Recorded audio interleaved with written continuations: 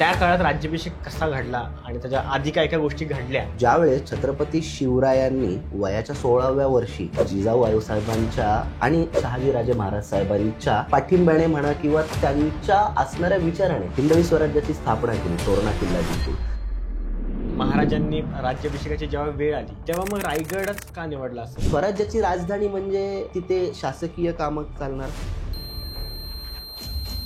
अर्थात बरेच किल्ले शर्यतीत होते, त्याच्यामधलं सुधागड एक रायगडाचीच प्रतिकृती होता, पण रायगडाने बाजी मारली त्या 3 कारणामुळे महाराजांनी रायगडाची निवड केली. तर राज्याभिषेक जेव्हा झाला तर त्याचा इम्पॅक्ट काय बसला? राज्याभिषेक ही खूप शास्त्रोक्त आणि सगळ्यात महत्वाचं म्हणजे ही एक ऑथेंटिकेट पद्धत होती की महाराज जेव्हा त्यांना समोर दिसत असेल की आता मला त्या सिंहासनावर जाऊन बसायचं आहे, त्यावेळी त्याला लागलेली हिरे बघून त्यांना नक्कीच आपल्या स्वतःच्या हिऱ्यांची आठवण झाली असेल.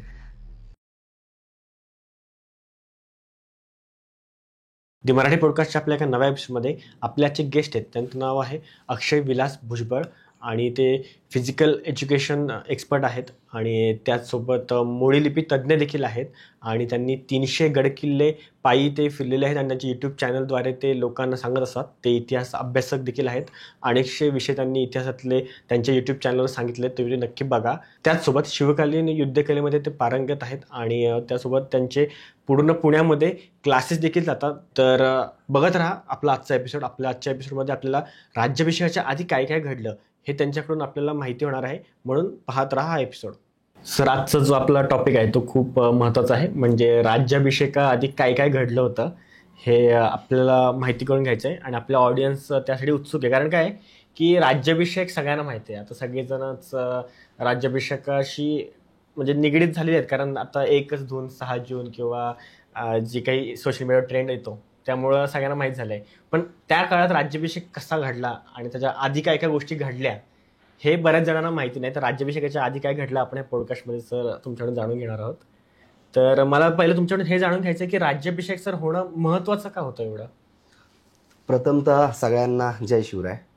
राज्याभिषेक किंवा शिवराजाभिषेक, राज्याभिषेक आणि राजाभिषेक ह्या दोन्ही वेगळ्या गोष्टी. ओके. आणि छत्रपती शिवरायांनी ह्या दोन्हींचा ताळमेळ साधला आणि आपल्या राज्याचा राज्याभिषेक आणि छत्रपती शिवरायांचा राजाभिषेक, तर ही जी युनिक कन्सेप्ट, ह्या 2 मोठ्या मोठ्या गोष्टी एकाच ठिकाणी ज्या साध्य झाला आणि त्याचं भाग्य लाभलं, अर्थात श्रीमान रायगडाला. तर लोकांचं म्हणणं होतं की तसेही महाराजांना सगळे महाराजच म्हणत होते.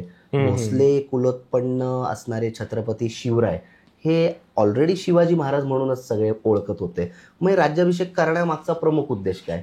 तर ज्यावेळेस छत्रपती शिवरायांनी वयाच्या 16व्या वर्षी जिजाऊ आईसाहेबांच्या आणि शहाजीराजे महाराज साहेबांच्या पाठिंब्याने म्हणा किंवा त्यांच्या असणाऱ्या विचाराने हिंदवी स्वराज्याची स्थापना केली, तोरणा किल्ला जिंकून. तर त्यावेळेसपासूनच त्यांच्या डोक्यात हे कुठेतरी फिक्स होतं की आपल्याला एक सार्वभौम हिंदवी स्वराज्य आणि रयतेचं राज्य घडवायचंय. तर ते ज्यावेळेस आपण घडवत असताना आपल्याला पुढे जाऊन काय करायचं याची निश्चितता त्यांनी केलेली होती. आणि ज्यावेळेस त्यांनी हे स्वराज्याचं कार्य सुरू केलं तर त्यावेळेस स्वकीय, आप्तेष्ट, परकीय तर होतेच किंवा शत्रू हे तर होतेच, परंतु आपल्या लोकांनाच खूप विरोध होणार, आपल्या लोकांचाच विरोध होणार याची महाराजांना कुठेतरी खात्री होती. तर ते झालंच. त्याच्या आता उदाहरणं देण्यात काय अर्थ नाहीये, पण एवढं सांगेल की ते झालं, आपण पाहतो इतिहासात. मग छत्रपती शिवरायांनी ज्यावेळेस हे सगळा उद्योग आरंभिला त्यावेळेस त्यांना गुंड पाळेगार किंवा एक मोठ्या सरदाराचा बलाढ्य असणारा मुलगा आणि ह्यांनी स्वतःची कुठेतरी बेबंदशाही माजवली आहे आणि आदिलशहाच्या विरोधात जाऊन त्यांचीच सरदारकी पत्करून त्यांच्या विरोधात जाऊन त्यांचेच गड किल्ले जिंकणे किंवा त्यांच्याच प्रांतावर कब्जा मिळवणे, हे त्यांच्या डोक्यात सामान्य रयतेच्या म्हणा किंवा आपण म्हणूयात म्हणजे आपली रयत नाही पण बाहेर माहिती नव्हतं कोणाला की नक्की महाराजांचा उद्देश काय आहे या सगळ्यामागे. तर तो उद्देश काय आहे हे दाखवण्यासाठी एक अभिष्टित किंवा अधिष्ठित राज्याभिषेक किंवा एक सोहळा म्हणूयात किंवा आपण त्याला म्हणूयात एक कुठला तरी प्रोटोकॉलनुसार जाणं आणि ते दाखवणं. आणि आम्ही सार्वभौम आहोत, आम्ही कुठलेही रॉबिनहूड नाही आहोत, आम्ही गुंड पाळेगार नाही आहोत किंवा आमचं हे फक्त थोड्या दिवसांसाठीचं हे चाललेलं कार्य नाही आहे. हे खूप ज्वाज्वल्य आणि पुढे जाऊन सगळ्यांना फायदेशीर असणारं असं हे रयतेचं राज्य आहे. त्यासाठी महाराजांनी या राज्याभिषेक करण्याला संमती दिली.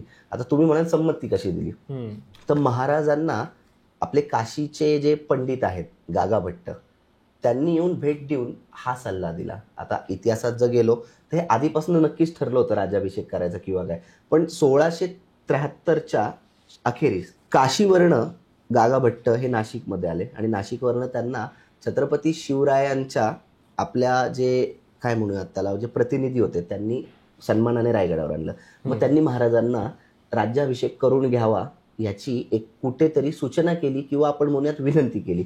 आणि महाराजांनी संपूर्ण शास्त्रोक्त पद्धतीने ह्या सगळ्या गोष्टी केल्या. तर याचा काय काय फायदा होईल हे जसं मी मगाशी सांगितलं तसं एक सार्वभौमत्व पण येईल आणि एक आपण म्हणूयात की ऑथेंटिकेशन येईल. म्हणून हे छत्रपतीपद महाराजांनी स्वीकारावं आणि हा राज्याभिषेक ग्रहण करावा अशी विनंती करण्यात आली. मग राज्याभिषेकाचा प्रमुख उद्देश ऑथेंटिकेट राज्यकर्ता बनणं आणि ऑथेंटिकेट राज्य असणं हाच होता. मग मध्ये एका व्हिडिओमध्ये पण मी बघितलं होतं की तो जो यूट्यूबमध्ये त्यांनी व्हिडिओ बनवले होते त्यांनी सांगितलं होतं की जो जे महाराजांचा राज्याभिषेक झाला तेव्हा त्या औरंगजेबाला पण असं वाटलं असेल की जिसे मी पहाड का चूहा कहता था वो अभी राजा बन गया है. म्हणजे ते तुम्ही व्हॅलिडेशन म्हटलं ना की काय गरजेचं होतं, कदाचित हेच ते व्हॅलिडेशन असेल की महाराजांना असंच म्हणायचे की ह्याचा राज्य ह्याने असंच लोकांकडून किल्ले घेऊन जनतेला गोळा करून, म्हणजे आपले मावळे म्हणजे काही शेतकरी वगैरे जी लोक साधी लोक त्यांना गोळा करून त्यांनी हे राज्य बसवलं होतं. आणि मग ते जगाला माहिती व्हावं म्हणून महाराजांनी एक असा सोहळा ठेवला आणि तो पण एवढा दिमाखात केला की सगळ्यांना म्हणजे डोळे दिपावले असे करायचे. म्हणजे आपण जे फोटोमध्ये बघतोच की किती वेगवेगळ्या प्रकारचे लोक आले होते. आता काय होतं त्या काळात आपल्या लोकांना, रयतेला, आपल्या असणाऱ्या जनतेला कुठंतरी एक इच्छा होती की छत्रपती शिवराय सिंहासनाधीश्वर झाले तर आपलं राज्य, आपलं हिंदवी स्वराज्य आपल्याला सन्मानाने मानाने तर जगता येतंय, पण संपूर्ण जगात ह्याचा डंका वाजेल की ज्या औरंगजेबाने किंवा त्या काळात असणाऱ्या मुघलांनी आदिलशाही, बेरीजशाही, इमादशाही, कुतुबशाही किंवा त्या काळातल्या असणाऱ्या सगळ्या परकीय सत्तांनी जो हैदोस घातला होता, जे त्यांचे धर्मांध गोष्टी सुरू होत्या त्या गोष्टींना कुठेतरी आळा बसतोय. आणि हे जर एक राज्य हिंदवी स्वराज्य झालं तर ते संपूर्ण जगात त्याचा डंका वाजून कुठेतरी सगळ्यांना भय राहील आणि आपल्या उत्तरेतल्या किंवा दक्षिणेतल्या आपल्या समाजाला, आपल्या लोकांना किंवा आपल्या जनतेला कुठेतरी एक आधार मिळेल की आपण पण हे करू शकतो. त्याचं उदाहरण आपल्यासोबत आहेच छत्रसाल बुंदेला, जे की मध्य प्रदेशात होते, बुंदेलखंडात. त्यांनी देखील छत्रपती शिवरायांचा आदर्श ठेवून स्वतःचं एक स्वतंत्र अस्तित्व निर्माण केलं, स्वतःचं एक हिंदवी राज्य निर्माण केलं. असे भरपूर होते जे महाराजांचा आदर्श घेऊन नंतर उदयास आले. तर त्यामुळं तुमचा जो प्रश्न आहे त्याला सांगायलाच असं आवडेल की छत्रपती शिवरायांचं ह्या सगळ्या गोष्टी करण्यामागं त्यांची जी टीम होती किंवा महाराजांचे जे विचार प्रगट करण्याची जी पद्धत होती ते हेच दर्शवतात की हे सार्वभौमत्व असणारं राज्य हे एक काहीतरी देऊन जाते आणि एक कुठला तरी आपल्याला दर्जा देऊन जाते आणि सगळ्यांना एक आरामाची म्हणूयात किंवा एक कुठेतरी शांततेची भावना होती की आपलं राज्य आता आलं, सुखी आपण झालो. आणि राहिला मुद्दा आता आपण म्हणलो की एखादी गोष्ट मला निर्णय घ्यायचा आहे तर मी त्या पदावर तरच निर्णय घेऊ शकतो ना. आता तुम्ही मला उद्या म्हणाल की हे असं असं हवंय, आता मी इतिहास अभ्यास करून आलोय किंवा मी लहानपणापासून तो करतोय म्हणूनच तुम्ही मला बोलवलंय. इतिहासकार मी अर्थातच नाहीये, तेवढी अजून पात्रताही नाही आपली, परंतु अभ्यास आहे म्हणून मला बोलवलंय. मग तसं जर राज्याभिषेक झाला आणि जर आपले सिंहासनाधीश्वर छत्रपती शिवराय यांच्याकडे ह्या सगळ्या गोष्टींचा दर्जा होता पण त्याला अजून एक ऑथेंटिकेशन आलं तर निश्चितच ह्याचा फायदा होणार आहे आणि संपूर्ण जगाला कळणार आहे. औरंगजेबच नाही तर इंग्रजांनी देखील याची दखल, म्हणजे युरोपमध्ये पण याची दखल घेतली गेली होती की पुढे जाऊन ह्यांचाच त्रास आपल्याला होणार आहे. त्यांचं विजन क्लिअर होतं आणि अर्थात झालं. इंग्रजांचं राज्य देखील खूप वर्षांनी ज्यावेळेस भारतात आलं त्यांनी सांगितलं होतं की जोपर्यंत मराठी आहेत तोपर्यंत आपल्याला राज्य करता येणार नाहीये. तर ही कुठेतरी डंका वाजवण्याचीच गोष्ट होती आणि औरंगजेबाला ही कुठेतरी भय बसलं की त्याला आधीपासून माहिती होतं औरंगजेबाला की मराठेच आपल्याला काहीतरी हरवू शकतात. म्हणून तर नंतर आपण पाहू शकतो की त्यांनी संपूर्ण हिंदुस्थान किंवा हिंदुस्थानाचे उपखंड जिंकले पण त्यांनी संपूर्ण कॉन्सन्ट्रेशन हे मराठा साम्राज्यावर केलं होतं आणि तिथेच त्याचा अस्त झाला आणि मराठा साम्राज्यांनी जेवढं मुघलांचं राज्य आहे तेवढं सगळं काबीज केलं. म्हणजे खरी गोष्ट आहे, तुम्ही म्हणताय ते बरोबर आहे. पण आता एक विषय येतो की आता आपल्या ऑडियन्सला कोणाला जर विचारलं आपण की तुमचा आवडता किल्ला कोणता, तर तुम्हाला अर्थात उत्तर सगळ्यांना माहितीच आहे की लोक म्हणतील की राजगड किंवा रायगड. तर महाराजांनी पण राज्याभिषेकाची जेव्हा वेळ आली तेव्हा मग रायगडच का निवडला असेल? आता कसं झालं, ज्या वेळेस गागाभट्टांनी मी म्हणलो तसं राज्याभिषेक करायचं ठरलं तर रायगडाची निवड व्हायचं कारण म्हणजे सगळ्यात प्रमुख 2 कारणं. पहिलं कारण त्याच्या आधी 25 वर्ष म्हणजे 1600 आपण म्हणूयात की 1673 पर्यंत जी राजधानी होती 1646 पासून, या 25 ते 27 वर्षाची जी राजधानी होती ती राजगड. राजगड कुठे होती तर पुण्यातल्या मावळात. आणि कुठलाही तो जो भाग होता राजगडाचा तो आदिलशहाचं सैन्य आलं, मुघलांचं सैन्य आलं किंवा समुद्रावरचं सैन्य आलं तर हे पहिलं अटॅकाचं केंद्र हे पुणे शहर होतं किंवा पुण्याच्या आजूबाजूचा प्रदेश म्हणजे अर्थात पवण मावळ, गुंजन मावळ, कोर बारसे मावळ या सगळ्या गोष्टी. तर ज्यावेळेस अटॅक व्हायचा तो हा राजगडाचा परिसरच पहिला अटॅकाच्या किंवा आपण म्हणूया त्यांच्या आक्रमकतेच्या दिशेने होता. तर स्वराज्याची राजधानी म्हणजे तिथे शासकीय कामं चालणार, लष्करी कामं चालणार, पाहुणे मंडळी येणार, करार होणार, डिपार्टमेंट महसूल डिपार्टमेंट असणार, कुठलंही आपलं वित्त डिपार्टमेंट असणार, अर्थ खातं असणार. तर ते अशा ठिकाणी ठेवायचं नव्हतं महाराजांना जिथे कायम भीती असेल आपल्याला की शत्रू कधी अटॅक करू शकतो किंवा काय. दुर्दैवाने राजगडाच्या बाबतीत तो अटॅक झाला. दुर्दैव म्हणायचं कारण म्हणजे राजगड हा इतका छान महाराजांनी बांधला होता की एकदाच त्याची परिस्थिती शाहिस्तेखानाच्या सैन्याला आली तो परत कधी गड किल्ल्यांकडे वळला नाही आयुष्यात. पण राजगडाला हे प्रसंग आलाच नाही. पण महाराजांचा विचार होता की ह्या आक्रमकता जिथं कायम होणार आहे तिथं आक्रमण जिथं होणार आहे तिथेही राजधानी नको. मग असा किल्ला पाहिजे की जो किल्ला जास्त रडारवरही नसेल, तो एका बाजूलाही असेल. आणि मगाशी मी म्हणलं त्या पद्धतीने सगळ्यात महत्त्वाचं दुसरं कारण रायगडाची निवड होण्याच्या मागं तर रायगडाची समुद्राजवळची असलेली नजीकता. कारण की छत्रपती शिवरायांनी ओळखलं होतं ज्याचे समुद्र ज्याचे आरमार त्याचे राज्य. इंग्रजांनी जगावर राज्य करण्याची नीती जी अवलंबली ती आपण बघितलं असेल. असं म्हणतात इंग्रजांचा सूर्य कधीच ढळला नाही म्हणजे राज्याचा. त्याचं कारण म्हणजे त्यांनी पहिलं समुद्र काबीज केली सगळ्या देशातली आणि मग अंतर्गत त्यांनी येऊन बाकीची राज्य काबीज केली. तर महाराजांनी हे धोरण ओळखलं होतं. आणि मग आपल्याला समुद्राच्या नजदीक असणारा आपला राजधानी कुठली असावी तर मग रायगडाची निवड करण्यात आली. कारण अजून यामध्ये तिसरं कारण पण देता येईल की रायगडावर असणारं विस्तृत पठार तुम्ही जर पाहिलं तर 12 इमारती, 18 कचेऱ्या किंवा जे काही रायगडावर असणारी भव्यता, कुशावर्त तलाव, गंगासागर तलाव, हत्ती तलाव यासारखं आता राज्याभिषेकाच्या काळात असंख्य पाहुणे आले होते किंवा रयतेचा येणं जाणं हे 1.5-2 महिने चालू होतं. पण पाण्याची कमतरता भासली नाही किंवा कारण की ते पावसाळ्याचा अलीकडचा काळ होता तरी पण पाण्याची कमतरता भासली नाही. म्हणजे मला सांगायला आवडेल की म्हणजे ते रायगडावरचा पाण्याचा साठा, तिथे असणारी सपाटता, विस्तृतपणा आणि सगळ्यात महत्वाचं आपण जर रामचंद्र पंत अमात्य यांनी देखील म्हणलेलं आहे त्यांच्या आज्ञापत्रात की छत्रपती शिवरायांनी सांगितलं होतं गड तसा बहुत चकोट कडे उंच तासिलेले. भवानी टोक पूर्वेस, भवानी टोक इकडे, हिरकणी टोक, श्रीगोंदा टोक, त्याच्यानंतर ह्याला जे नॅचरल किंवा नैसर्गिक जी तटबंदी लाभली ती म्हणजे ह्याचे उंच तासीवकडे. आज देखील आपण महाडच्या बाजूने गेलो ना तर 15 किलोमीटर अलीकडे किल्ला आपल्याला दिसत नाही आणि आपण जर निजामपूरच्या मार्गे म्हणजे तामिळीतनं गेलो तर 5 ते 6 किलोमीटर अलीकडे पर्यंत आपल्याला किल्ला कुठे आहे ते कळत नाही. आज ह्या आपल्या सिमेंट कॉन्क्रीटच्या रस्त्यात देखील आपल्याला दिसत नसेल तर विचार करा त्या काळात रायगड कुठे लपला हे कोणाला कसं सापडणार. या सगळ्या कारणांमुळे महाराजांनी रायगडाची निवड केली. अर्थात बरेच किल्ले शर्यतीत होते त्याच्यामधलं सुधागड एक रायगडाचीच प्रतिकृती होता. पण रायगडाने बाजी मारली ते ह्या 3 कारणामुळे आणि महाराजांनी रायगडाची निवड केली. छत्रपती शिवरायांनी या रायगडाला तो मान दिला, स्वर्गाचा मान दिला तर आपण असं म्हणू शकतो किंवा म्हणायला हरकत नाहीये. आणि आहेच ना. म्हणजे आता आपल्या ज्या लोकांच्या भावना जोडल्यात तर प्रत्येक महाराष्ट्रात जन्मलेल्या व्यक्तीचं एक स्वप्न असतं की एकदा ना एकदा रायगडला भेट द्यावी, महाराजांच्या समाधीच्या इथं नतमस्तक व्हावं आणि तो जो क्षण आहे तो अनुभवावा आणि परत ते नगारखान्यातून तिकडे राजसज्जेकडे जावं आणि ते विचार करावा की राज्याभिषेक इथे कसा झाला असेल. म्हणजे महाराज ते समोर सिंहासन असू शकतं, तिथे बसलेले असू शकतील, सगळी जनता समोर असेल. म्हणजे हे इमॅजिन करण्याची गोष्ट आणि प्रत्येक मराठी माणसाचं हे एक स्वप्नच आहे. म्हणजे लास्ट टाइम पण आपला रोडविल राणे दादा आला होता तर त्याला मी विचारलं होतं एक प्रश्न की तुला म्हणजे काय इच्छा आहे. तर तो म्हटला की जर यदा कदाचित भविष्यात टाइम मशीनचा शोध लागला, मी जन्म आहे तोपर्यंत, जिवंत आहे तोपर्यंत, तर माझं एकच स्वप्न असेल की राज्याभिषेक जाऊन पाहावा.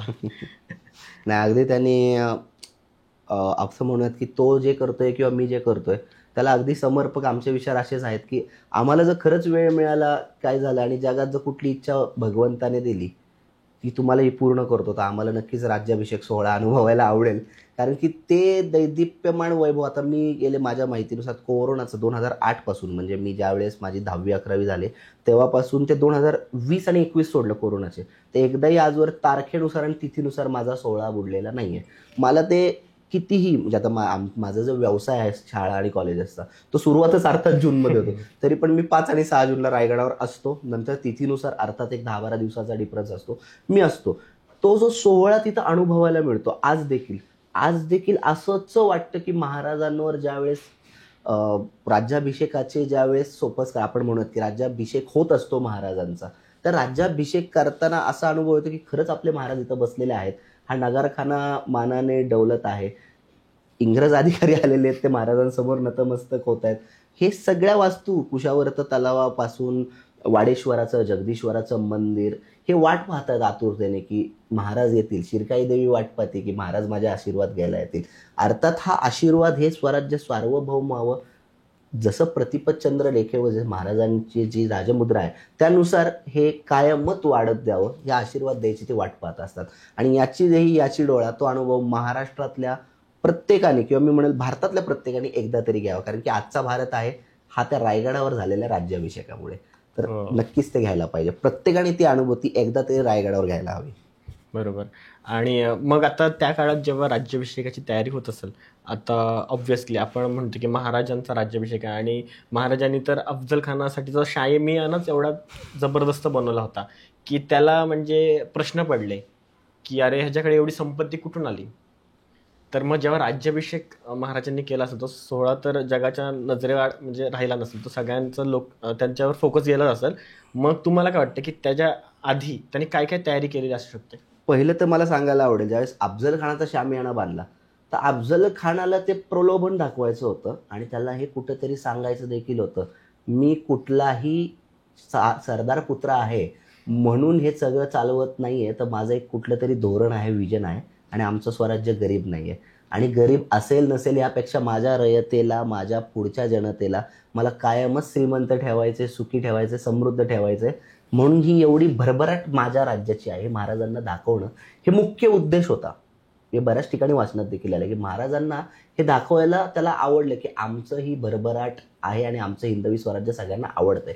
तसंच राज्याभिषेक हा लपून राहणारा करायचाच नव्हता, हा जगाला दाखवायचा म्हणून तो होता. देवगिरीचं साम्राज्य बुडालं अल्लाउद्दीन खिलजीच्या काळात. नंतर विजयनगरचं साम्राज्य एकमेव, हरिहर आणि बुक्का, या दोघांचं जे होतं तेच फक्त आपण म्हणूयात की ह्या भारतात हिंदू साम्राज्य बाकी होतं. आणि त्यानंतर म्हणजे आपल्या हम्पीचं, त्याच्यानंतर आपलं हिंदवी साम्राज्य, हिंदवी स्वराज्य जे आहे हे अभिष्ठित म्हणूयात, किंवा कुठलंही हिंदूंचं स्वातंत्र्य ह्या देशात नव्हतं किंवा सार्वभौमत्व असणारं राज्य नव्हतं. तर त्यावेळेस जे करायचे, तर हा सोहळा इथेच नाही तर विक्टोरियापर्यंत ते अमेरिकेपर्यंत किंवा जगाच्या संपूर्ण कानार कोपऱ्यात हा संदेश जाणं गरजेचं होतं की आम्ही सार्वभौम्य राज्य, साम्राज्य, स्वराज्य उभं करत आहोत. त्यामुळे तो दिमागदार सोहळा असणारच होता आणि त्यासाठी खूप तयारी होती. म्हणजे ज्यावेळेस रायगड ठरला तेव्हा रायगडाचं बांधकाम करण्यात आलं. बऱ्याचशा कचेऱ्या, आपण जे मंत्रिमंडळ म्हणतो ते मंत्रिमंडळ, त्याच्यानंतर अष्टप्रधान मंडळ, त्याच्यानंतर जे डिपार्टमेंट मी मगाशी सांगितल्याप्रमाणे महसूल विभाग, अर्थ विभाग, किंवा तिथं असणारं सैन्य विभाग किंवा सैन्याच्या असणाऱ्या पद्धती, शेती, पतपेढी, संस्था, बी बियाणे, ह्या सगळ्यांचे डिपार्टमेंट होते. ती जी नगरखाना किंवा आपण जे म्हणतो नगरपेठ किंवा बाजारपेठ, ती त्यासाठीच होती. किंवा अशा सगळ्या वास्तूंचं बांधकाम करण्यात आलं. त्याच्यानंतर राज्याभिषेक सोहळ्याच्या आधी तयारी म्हणाल तर फक्त एकच तयारी मला सांगायला आवडेल. मला वाटतं आजच्या दिवशी सोन्याचा भाव 1 लाख आहे, 1 तोळा. आपण म्हणलो तर 32 मण सोन्याचं सिंहासन आणि त्याच्यावर रुपे, जवाहीर, मानके किंवा बाकीच्या सगळ्या सजावटी ह्याचा खर्च सोडून दिला तर फक्त 1280 किलो, 32 म्हणजे 1280 किलोचं जर सोनं असेल तर आजच्या काळात विचार करा 1 तोळा म्हणजे किती, 1 लाख. म्हणजे ह्या हिशोबाने जर आपण विचार केला 1280 किलोचं काय त्याचं प्राईज आहे आत्ताची, किंवा त्याची किंमत काय त्या राज्याभिषेकाच्या आपल्या सिंहासनाची, त्या सिंहासनालाही तो मान मिळाला की हे राज्याभिषेक आपला जो होतोय तो त्या छत्रपती शिवरायांचा तर झाला, पण त्या सिंहासनाचा देखील तो राज्याभिषेक झाला. तर ती भव्यता आणि तो खर्च किती असेल किंवा त्याचं काय असेल हे आपल्या लक्षात आलं.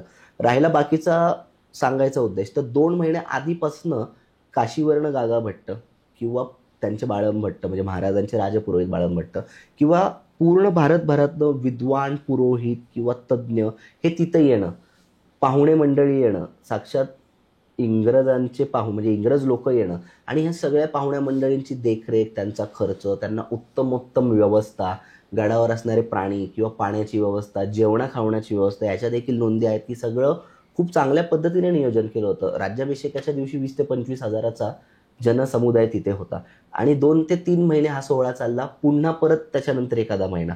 म्हणजे किती खर्च होईल आणि किती भव्य असेल याचा तर फक्त अंदाज बांधलेलाच बरा. त्याच्यामध्ये आपण पैशामध्ये नकोच गणती करायला. पण हा असा अंदाज, साधी गोष्ट आहे की महाराजांना तुला करायच्या होत्या. 16 प्रकारच्या तुला असतात आणि सुवर्ण तुला. तर ह्या सुवर्ण तुला महाराजांचं त्या काळात वजन सापडलं म्हणजे असं म्हणतो की एक साधारण 160 पाऊंड म्हणजे 2 मन सोनं लागलं महाराजांच्या वजनाच्या बरोबरीचं, जे दान करण्यात आलं. आणि साधारण फक्त 7,000 होंड हे गागाभट्टांना आणि 17,000 होंड हे बाकीच्या पुरोहितांना महाराजांच्या आधीच्या विधींना देण्यात आले. राज्याभिषेकांच्या विधीचा दान धर्म, सरदारांना उंची, पोशाख किंवा त्यांचे मानमारातब, सगळ्या येणाऱ्यांच्या मानमारातब, म्हणजे आपण जर ते बजेट म्हणायला गेलो तर इतकं भव्य दिव्य होतं की बाबा कुठेतरी एक श्रीमंत स्वराज्य आणि राज्य येणार आहे जगात, ह्याची नांदी कुठेतरी महाराजांनी, तो पायंडा महाराजांना पाडायचा होता की आमचं स्वराज्य हे गरिबांचं नसणार आहे, तर आमचं प्रत्येक रयतेचं राज्य असणार आहे आणि हा रयतेचा राजा असणार आहे. तर असं मला सांगायला आवडेल की भव्य दिव्य करण्यामागचा उद्देश म्हणजे संपूर्ण ठिकाणी हे पसरणं हाच होता. आता हा राज्याभिषेक झाला, तर राज्याभिषेक होण्याआधी अनेक संकटं पण महाराजांवर आली असेल, मग ती कोणती कोणती होती? तसं बघायला गेलं तर महाराजांचं आयुष्यच हे एक संकट होतं. कुठलं संकट कधी येईल कधीच सांगता यायचं नाही. ते महाराजांनाही याची कल्पना होती संपूर्ण. आता अर्थातच एवढा मोठा राज्याभिषेक ठरलाय किंवा आपलं एक सार्वभौम राज्य तयार होणार आहे, स्वराज्य तयार होणार आहे, शत्रू काही शांत बसणार नाही किंवा कुठून तरी अटॅक होणं हे शक्यता महाराज कायम गृहीत धरायचे. त्यामुळे महाराज पूर्ण तयारीत होते. त्याच्यामध्ये म्हणता येईल की महाराजांनी आपल्या सेनापती म्हणा किंवा आपल्या सैन्याला हे आदेश दिले होते किंवा आजूबाजूच्या स्वराज्यातल्या प्रत्येक गडकोटाला आणि आपल्या गुप्तहेर संस्थेला म्हणजे बहिर्जी नाईकांच्या संपूर्ण टीमला हे आदेश होते की कोण येतंय जातंय बाहेरून या सगळ्यांवर लक्ष ठेवणं. आणि सगळ्या गड किल्ले जे होते त्या तिथल्या किल्लेदाराला आदेश होते की आपापल्या प्रांतातल्या येणाऱ्या सर्व रयतेची काळजी घेणं. जसं सरदेशमुख असतील, देशपांडे असतील, पोलीस असतील म्हणजे पोलीस पाटील वगैरे असतील, त्यांना या सगळ्यांना इन्स्ट्रक्शन होते महाराजांकडनं की रयतेला त्रास नाही झाला पाहिजे, रायगडावर येणं जाणं चालू आहे. तर या पद्धतीने सैन्य व्यवस्था महाराजांनी सगळीकडे ठेवली होती. त्यातलं प्रमुख एक उदाहरण द्यायला आवडेल की आता राज्याभिषेकाची धामधूम, स्वतः महाराज तिथे, राज्याभिषेक महाराजांचा होणार आहे तर महाराज तिथं असणार, तरी पण अगदी 2 महिने आधी म्हणजे राज्याभिषेकाच्या 1.5 ते 2 महिने आधी महाराज स्वतः चिपळूणला एक छावणी आपली पडली होती, त्याची पाहणी करायला महाराज स्वतः गेले. महाराज हे असं एक व्यक्तिमत्व होतं की त्याचा थांग पत्ता कोणालाच आपल्याला कधीच लावता येणार नाही. पण ह्याची खात्री नक्कीच जे महाराजांनी केले ते जगात कोणीच करू शकत नाही. स्वतःचा राज्याभिषेक आहे, त्यांनी रायगडावर थांबण्यापेक्षा या छावणीला जाऊन ते सैन्य आपलं कसं काम करते किंवा राज्याभिषेकाच्या तयारीच्या धामधुमीच्या आधी आपल्या सैन्याला हे सगळे इन्स्ट्रक्शन देणं की रयतेला त्रास न होणं किंवा राज्याभिषेकाच्या काळात कुठला अनुचित प्रकार न घडणं, परकीय आक्रमण न होणं, त्यासाठी सैन्यदल काय काम करते याचं एक छोटंसं उदाहरण म्हणजे महाराज स्वतः तिथे जाणं. तिथे ज्यावेळेस चिपळूण किंवा दळवटणे असं गावाचं नाव आहे, तिथं ज्यावेळेस महाराज गेले तर तिथला एक इन्सिडेंट आपल्याला महाराजांच्या विचारांची किंवा महाराजांच्या श्रेष्ठत्वाची जाणीव करून देतो. जसं की महाराजांनी तिथल्या अधिकाऱ्यास पत्र लिहिलं की आपण आता ह्या सगळ्या गोष्टी करतोय, आपलं सैन्य आलेलं आहे किंवा आपलं सैन्याचा तळ पडलेला आहे ह्या गावात किंवा जिथे कुठे पडतो, तर सैन्याच्या आपण म्हणूयात त्याच्या शेतातील किंवा त्याच्या घरातील गवताच्या काडीला देखील आपल्या सैन्याचा धक्का नाही लागायला पाहिजे आणि आपल्यामुळे त्या रयतेला त्रास नाही व्हायला पाहिजे. हे महाराजांचं जे धोरण होतं हे आपण म्हणूयात हे कायमस्वरूपी होतं. पण या राज्याभिषेकाच्या धामधुमीच्या काळात देखील महाराज आपली सैन्य व्यवस्था पाहायला चिपळूणला गेले, संरक्षण कसं चाललंय हे पाहायला गेले आणि त्या काळात देखील हा प्रजाहितदक्ष, कर्तव्यदक्ष आपला जाणता हा महाराजा आपल्या अधिकाऱ्यांना सांगतोय की रयतेला त्रास नाही व्हायला पाहिजे. म्हणजे हे एक अलौकिक व्यक्तिमत्व, ह्याचं आपण कधीच कोणाशीच तुलना करू शकत नाहीये. तर हे अशा पद्धतीची व्यवस्था होती. म्हणजे असा राजा होईने यावं म्हणतो ना की न भूत न भविष्य. आणि परत प्रतापराव गुजरांचा देखील इन्सिडेंट एक झाला होता, तर त्याबद्दल तुम्ही काय सांगाल? आता ॲक्च्युली बघायला गेलं तर तो सगळ्यात वाईट एक इन्सिडेंट घडला होता. कसं झालं, ज्यावेळेस राज्याभिषेक होणार होता त्याच्या थोडंसं आधी आदिलशाही सरदार बहलोल खाना आला. तो आपल्याला सगळ्यांना इतिहास माहिती आहे की बहलोल खाना प्रतापराव गुजरांनी जेरी सांडलं आणि त्याला शरणागती पत्करण्यास भाग पडलं. परंतु त्या शरणागतीनंतर त्यांनी त्याला सोडून दिला, त्याच्याकडनं खंडणी वगैरे घेतली आणि त्याला सोडून दिलं. हे महाराजांना आवडलं नाही, कारण की महाराजांना कुठेतरी खात्री होती हा पलटणार आणि हा आपल्याला येऊन स्वराज्याला त्रास देणार. आणि झालं अगदी तसंच. मग त्या रागामध्ये किंवा पश्चातापापायी प्रतापराव गुजर 7 जणांनीशी फक्त त्याच्यावर चालून गेले आणि त्यांना तिथे वीरमरण आलं किंवा वीरश्री त्यांच्या अंगात संचारून त्यांना एक, आपण म्हणूयात की त्यांना तिथे एक वीरमरण आलं असंच आपण म्हणू शकतो. मग तो एक इन्सिडेंट खूप महाराजांच्या मनाला लागला की जो व्यक्ती आता छत्रपती महाराज स्वतः होणार होते, त्यावेळेस जो महाराजांचा छत्र धरणारा सरसेनापती, स्वराज्याचा सरसेनापती अवघ्या 3 महिने आधी या जगातून गेला. तर महाराजांना हे कुठंतरी खूप वाईट वाटत होतं की असं झालंय. परंतु आपल्याला थांबून चालणार नव्हतं आणि पुढचा सरसेनापती निवडणं गरजेचं होतं. महाराजांनी ते देखील त्यांच्याच ताकदीचा असणाऱ्या हंसाजी मोहिते म्हणजेच अर्थात हंबीरराव मोहिते यांची निवड केली. परंतु प्रतापराव गुजरांचं जाणं हे महाराजांच्या मनाला कुठंतरी दुःख देणारच होतं. तरी पण आपले महाराज नेहमीच रयतेसाठी जगणारे होते. त्यांनी ते दुःख विसरून म्हणता नाही येणार, पण ते दुःख थोडंसं आत कुठेतरी कोपऱ्यात साठवून त्या राज्याभिषेकाच्या दिशेने पुन्हा एकदा तयारी चालू केली. बरोबर आहे. आणि म्हणजे एक मी बघितलं होतं की एक व्यक्तीने असं सांगितलं होतं की एक म्हणजे इमॅजिनरी सिनॅरिओ आहे की महाराज जेव्हा त्यांना समोर दिसत असेल की आता मला त्या सिंहासनावर जाऊन बसायचं आहे, त्यावेळी त्याला लागलेली हिरे बघून त्यांना नक्कीच आपल्या स्वतःच्या हिऱ्यांची आठवण झाली असेल. नक्कीच त्यांना आठवलं असेल की त्यांचा तानाजी माणूस आहे, नक्कीच त्यांना आठवलं असेल की ते प्रतापराव गुजर, नक्कीच त्यांना बाजीप्रभू देशपांडे आठवले असतील. आणि त्या सगळ्यांनी मिळून हे त्यांचं सिंहासन बनलं होतं. तर तुम्हाला काय वाटतं महाराजांच्या मनात काय विचार आले असेल तेव्हा? एक मला म्हणायचं आहे, तो इतिहास त्या काळात काय झाला किंवा कसं झाला याचं विस्तृत रूपांतर किंवा त्याचं विस्तृत उतारा सोडून द्या, पण एक सामान्य व्यक्ती, तुम्ही आम्ही महाराजांना मानणारे किंवा आपल्या भारतात राहणारा प्रत्येक व्यक्ती महाराजांना मानतो, एक सामान्य म्हणून जो सीन तुमच्या समोर जो उभा राहिला, ते एक खरंच की महाराजांनी बालपणापासून ज्यावेळेस हिंदवी स्वराज्याची मुहूर्तमेढ रोवली, तर हे असंख्य त्यांचे मित्र सवंगडी यांनी या स्वराज्याच्या कार्यात महाराजांना सगळी मदत केली किंवा त्यांनी महाराजांच्या पाठीशी कायम ठामपणे उभं राहिलं. याच्यामध्ये आपण महाराज विशाळगडावर गेल्यावर तोफांचे 5 बार द्या, तोपर्यंत ह्या गोडकिंडीत अडकून ठेवतो गणिम, असे म्हणणारे बाजीप्रभू देशपांडे, रायाजी बांदल, समस्त बांदल सेना. महाराजांचा राज्याभिषेक जवळ आलेला आहे आणि महाराष्ट्रातला सर्वात उंच किल्ला किंवा सगळ्यात मोठा म्हणायलाही हरकत नाही असा साल्हेर किल्ला जिंकताना वीरगतीस प्राप्त झालेले महाराजांचे लहानपणापासूनचे मित्र सूर्याजीराव काकडे किंवा आपण जगजाहीर असणारी सिंहगडाची लढाई, ज्यात धारातीर्थी पडलेले नरवीर तानाजी मालुसरे, आधी लगीन कोंढाण्याचं आणि मग माझ्या रायबाचं, अशा या संपूर्ण मावळ्यांच्या सरदारांच्या बलिदानाच्या मधून हे स्वराज्य किंवा ते सिंहासन निर्माण झालं होतं. तर महाराज अर्थात ज्यावेळेस एक एक पायरी चढत होते ना सिंहासनाकडे, तर त्यांना एक एक हे सगळे हिरे त्या हिरे मानकांच्या जागी नक्कीच दिसले असतील. हे तुम्ही विचारलेला प्रश्न तंतोतंत करा. माझ्या दृष्टीने म्हणाल तर महाराजांना प्रत्येकाच्या आठवणीने त्या डोळ्यात त्यांच्या अश्रू नक्कीच तळाळले असतील.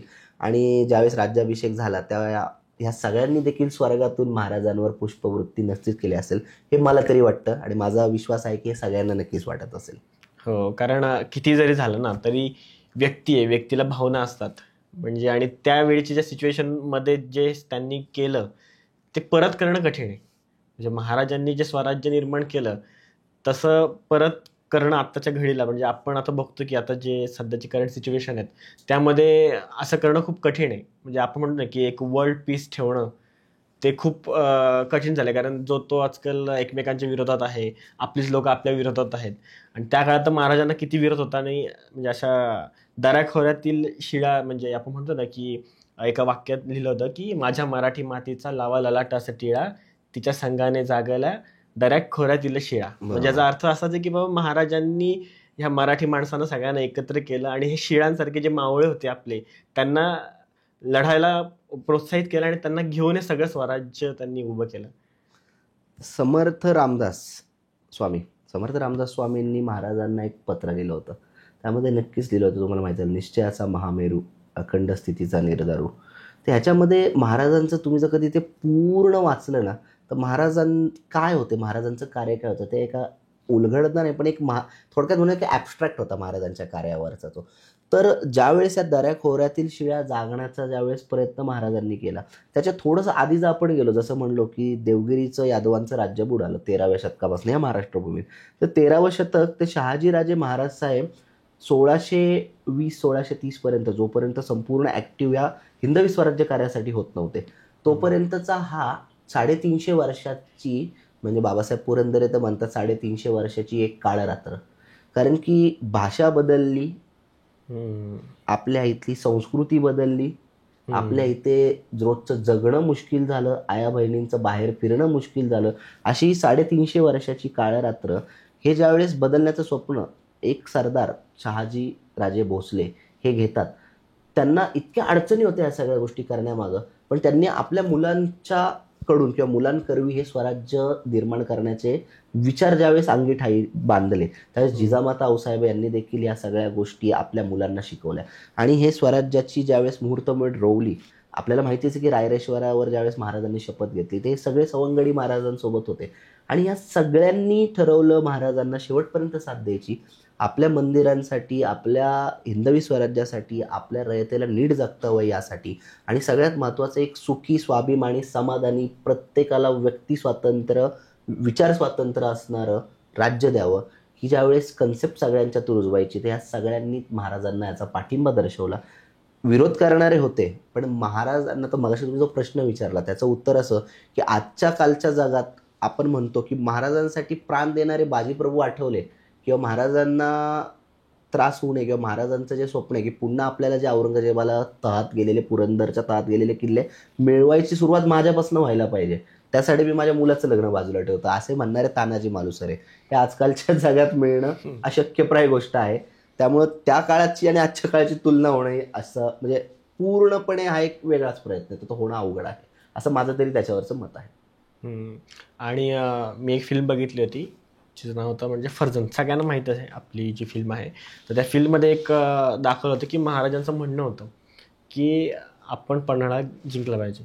अर्थात ती फिल्म आहे, पण जी लिहिले अगदीच काही पूर्ण कलात्मक असं बनलेलं आहे असं मला नाही वाटत, की सगळे इव्हेंट्स हे नाटकीय आहेत. आणि ॲज अ ऑडियन्स म्हणून मला हा प्रश्न करायचा तुम्हाला, की खरंच महाराजांची अशी इच्छा होती का की पन्हाळा आपल्याकडे यावा?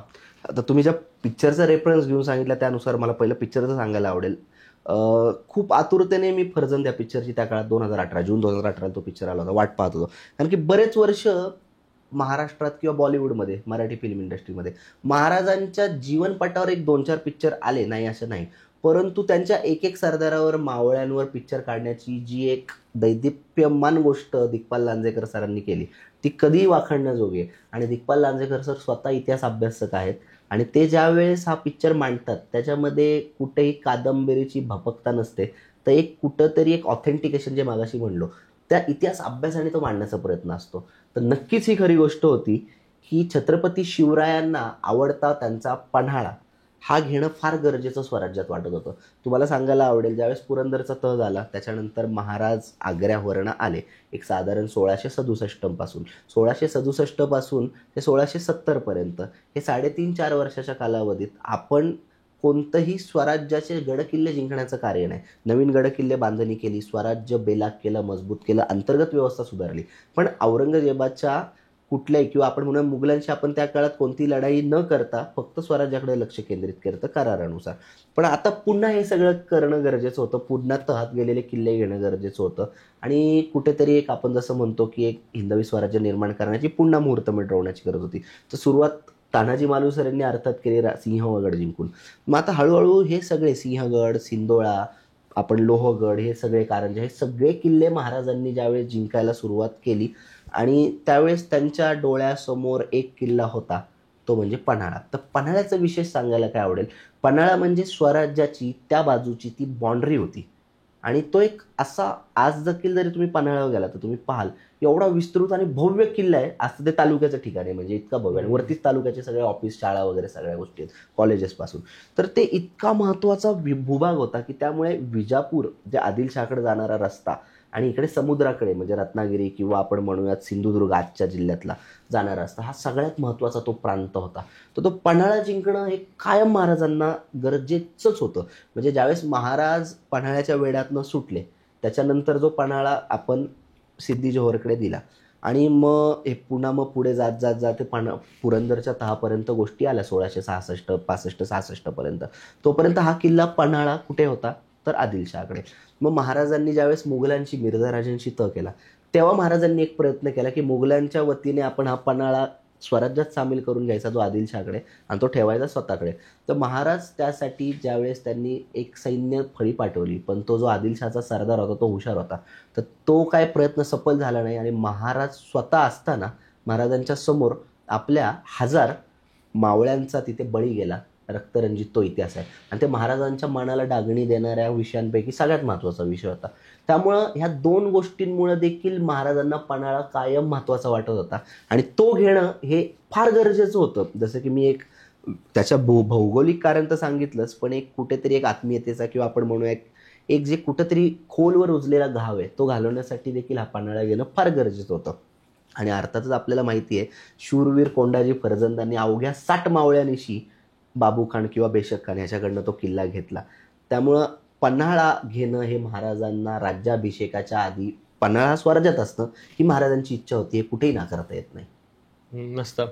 आणि तो फिल्ममध्ये पण खरंच खूप मस्त दाखवलं की ज्या प्रकारे त्यांनी तो जिंकलं. म्हणजे आत्ताच्या काळात पण विचार करणंच कठीण आहे की एवढ्याशा लोकांनी हा एवढा मोठा किल्ला म्हणजे काबीज करणं ही खूप मोठी गोष्ट आहे.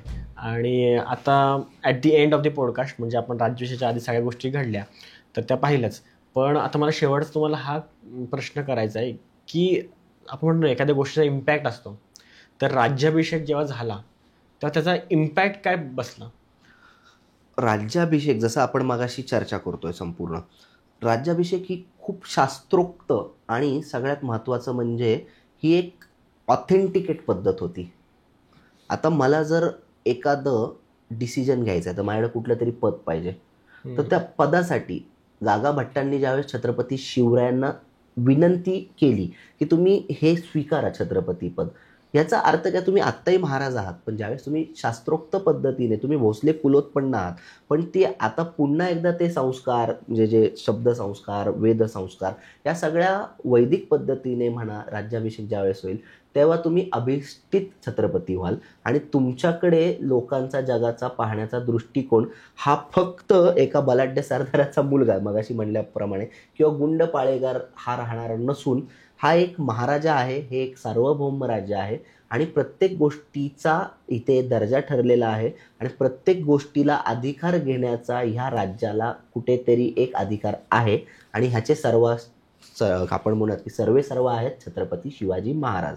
आणि छत्रपती शिवाजी महाराजांच्या अंडर असणारं किंवा छत्रपती शिवाजी महाराजांचं हे राज्य हे एक विधिवत स्वातंत्र्य आणि सार्वभौम राज्य होईल, हे या राज्याभिषेकातनं निष्पन्न झालं.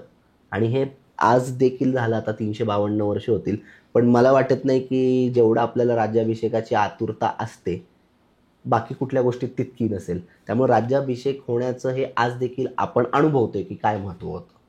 इथे आपल्याला समजलं की किती इम्पॅक्ट झालाय तो.